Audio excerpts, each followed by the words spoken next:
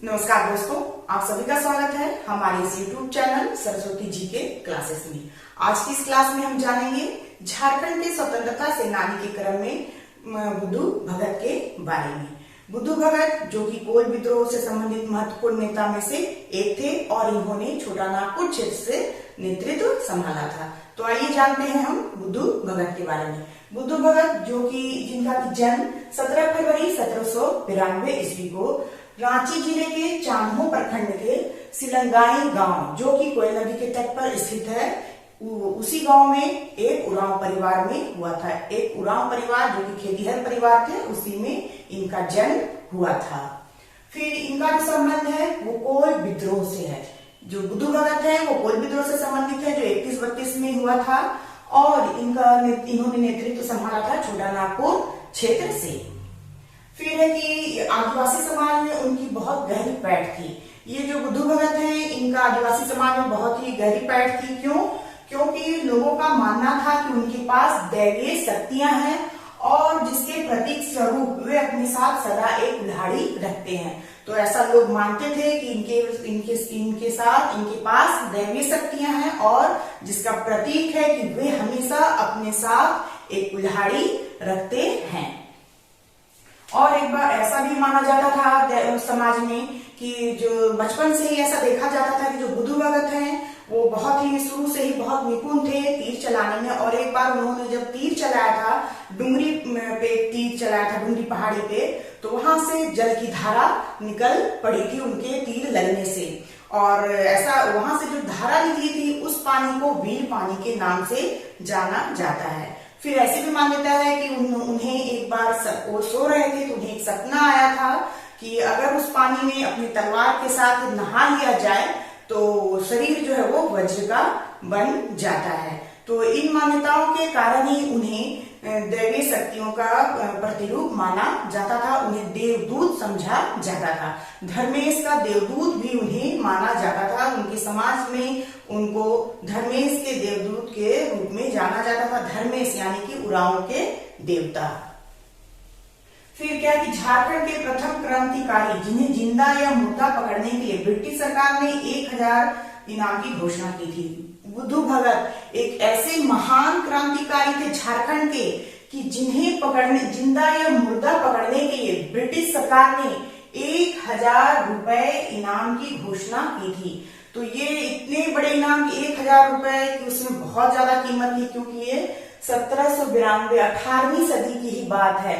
और हम लोगों ने बिरसा मुंडा जी के बारे में पढ़ा जो कि 1899 या 1900 ईस्वी की बात है।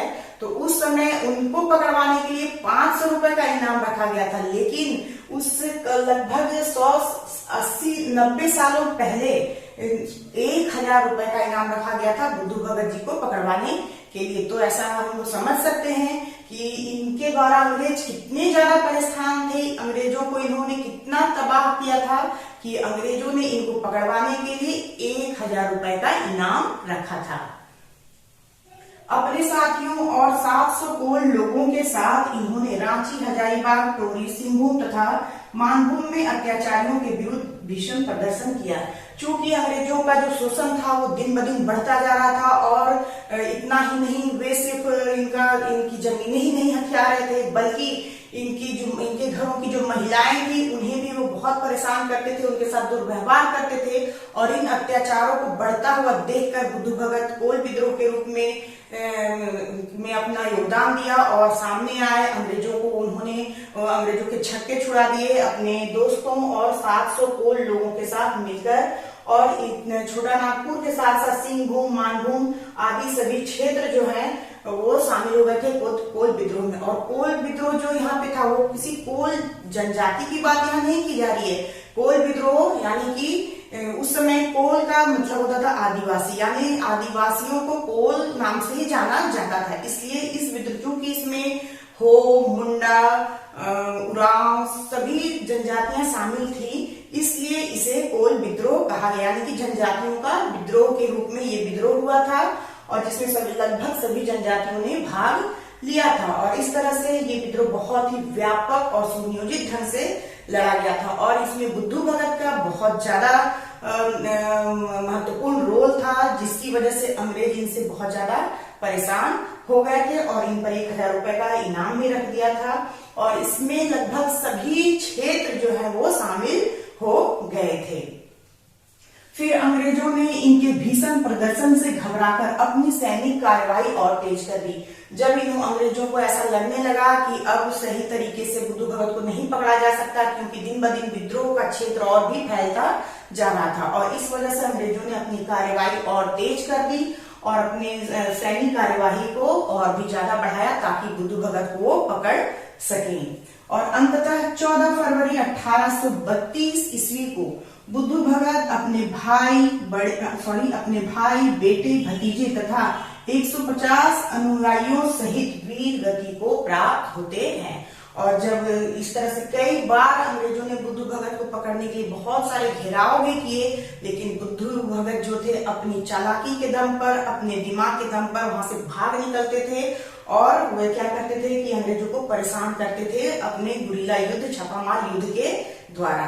लेकिन अंततः अंग्रेजों की कड़ी कार्रवाई की वजह से उन्हें घेर लिया जाता है 14 फरवरी 1832 को, और बुद्धू भगत अपने बेटे, भाई और भतीजे के साथ 50 अनुयायियों के साथ जो है वो अंग्रेजों की गिरफ्त में आ जाते हैं। उन पे अंधाधुंध गोलियां चलाई जाती हैं और इसी क्रम में जो बुद्धू भगत हैं वो अपने भाई, बेटे और भतीजे के साथ वीर गति को प्राप्त होते हैं।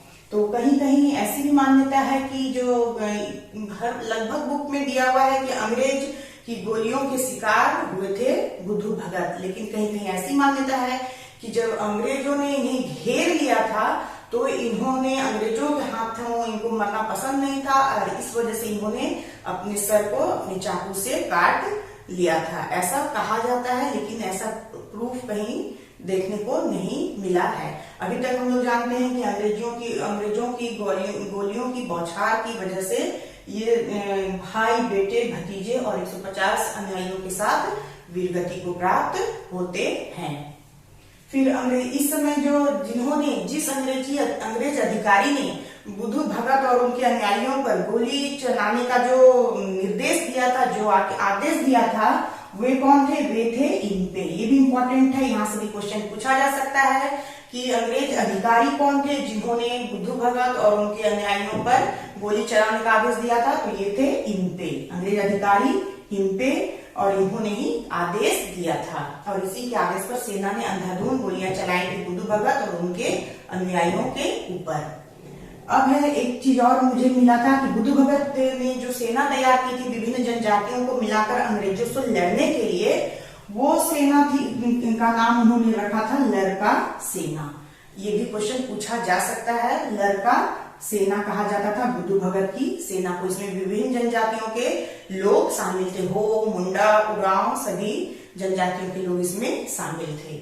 और फिर इन्होंने अपनी सेना को गुरिल्ला युद्ध के लिए प्रशिक्षित किया था। बुद्धू भगत ने अपनी सेना को गुरिल्ला युद्ध के लिए प्रशिक्षित किया था और इसी गुरिल्ला युद्ध के दम पर उन्होंने अंग्रेजों को नाकों तले चने चबवा दिए थे। तो ये बहुत ही इम्पोर्टेंट रोल था बुद्धू भगत जी का कोल विद्रोह में। और यहाँ जितनी भी इम्पोर्टेंट चीजें मुझे इनसे संबंधित मालूम थी बुद्धू भगत जी के बारे में, वो मैंने सारे आपके सामने प्रस्तुत करने की कोशिश की है। इसके अलावा क्या है कि जो इनका गांव था सिलंगाई, जहाँ पे इनका जन्म हुआ था, वहां इनकी याद में एक स्मारक बनाया गया है जिसपे इन्हें घोड़े पे तलवार लिए हुए घोड़े पे सवार दिखाया गया है, क्योंकि ये घुड़सवारी में भी बहुत निपुण थे इसकी वजह से। तो ये कुछ इम्पोर्टेंट बातें थी बुद्धू भगत जी के बारे में जो एग्जाम पॉइंट ऑफ व्यू से मुझे इम्पोर्टेंट लगा और मैंने इसका जिक्र आप लोगों के सामने किया है। तो आज के लिए बस इतना ही। नेक्स्ट वीडियो में हम फिर मिलते हैं, तब तक के लिए धन्यवाद। जय हिंद, वंदे मातरम।